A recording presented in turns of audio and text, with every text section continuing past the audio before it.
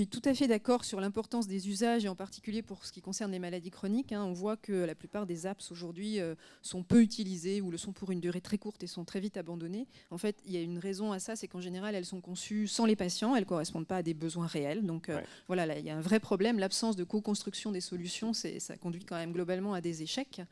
Et puis le deuxième point sur lequel j'aimerais revenir, c'est sur ce que vous avez dit sur la prise en compte des usagers, des consommateurs. Je crois qu'en médecine, on est sur un des derniers domaines où on est encore dans le déni de la prise en compte de l'avis des consommateurs, de l'avis des usagers, des patients. Et là, on n'en a pas parlé. Enfin, je crois que dans les items du sondage, on est plutôt sur des questions de prise de rendez-vous, d'habitudes alimentaires, etc. Mais moi, je pense qu'il y a une dimension qui va fortement se développer dans les années qui viennent, qui est la participation des patients à l'évaluation de la qualité des soins et la liberté de choix des patients qui va en découler. Ce qui s'est produit pour les hôtels, pour les taxis, etc. Je pense que ça va s'incarner de manière très forte dans cette dimension de citoyenneté des patients qui aujourd'hui existe très peu et qui va émerger.